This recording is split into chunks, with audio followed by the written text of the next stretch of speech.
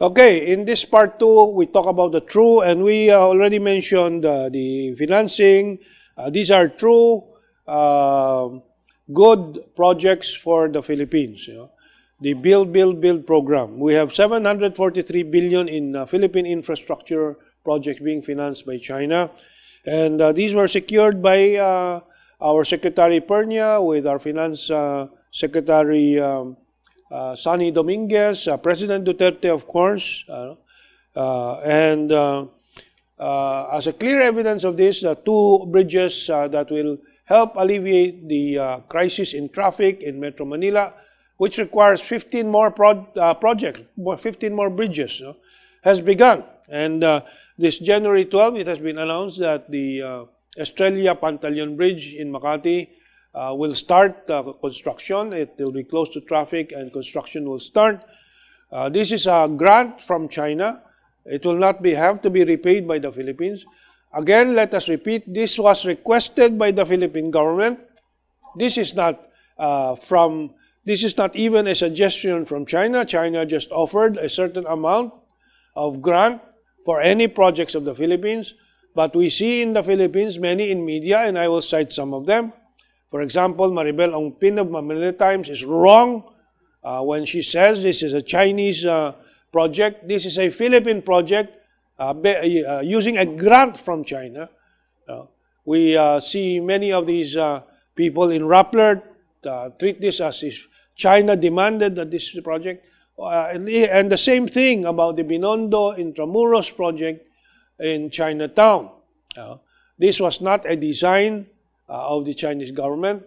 This was a study made almost 10 years back by the DPWH with the Japanese International Cooperation Agency.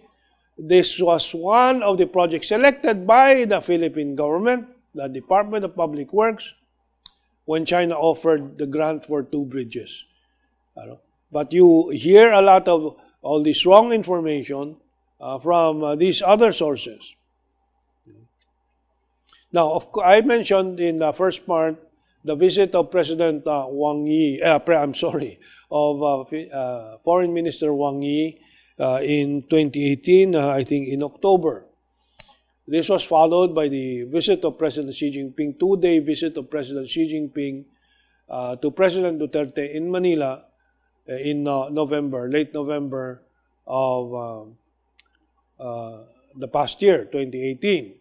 And 29 projects were signed in that visit of President Xi Jinping. And these projects are already ongoing. Some of the highlights of these projects are, for example, the almost total of $10 to $12 billion projects.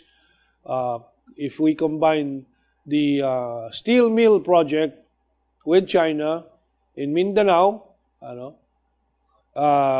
which is $4.4 billion US, that is expected to employ at least 40 to 50,000 Filipino workers, and the Clark Industrial Park, which in one estimate would go up to $8 billion.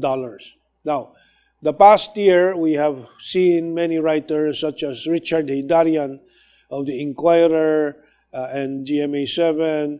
Alagang-alaga po ito ng mainstream media, si Richard Heydarian.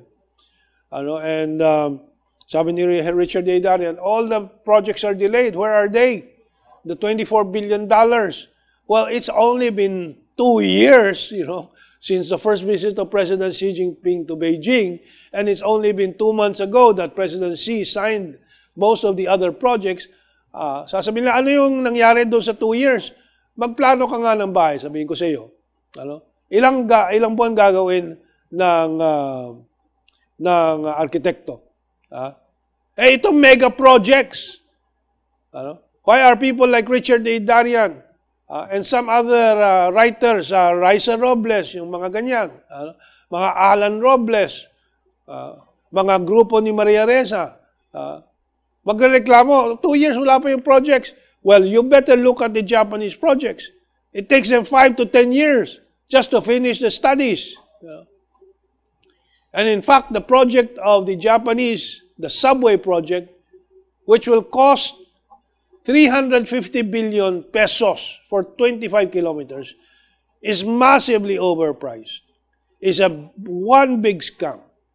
But nobody is explaining that except me in this program. 25 kilometers, 350 billion pesos. Samantalang po yung train na pwedeng palibutan ng Mindanao na 110 kilometers on-grade train will cost only around a little less than that subway, that 25 kilometers lang. And the Chinese funded Manila-Matnog 650-kilometer train costs only 170 billion pesos. 170 billion. And that is 650 kilometers running from Manila hanggang Bicol po. And then there are bridges, of course, in the Visayas and in Mindanao. There are trains in Mindanao. So there are tremendous real projects already ongoing, already launched, already starting. And that is the truth about the Philippine and China cooperation fruits in just 2 years' time. So next, we move on to the media, the ugly part.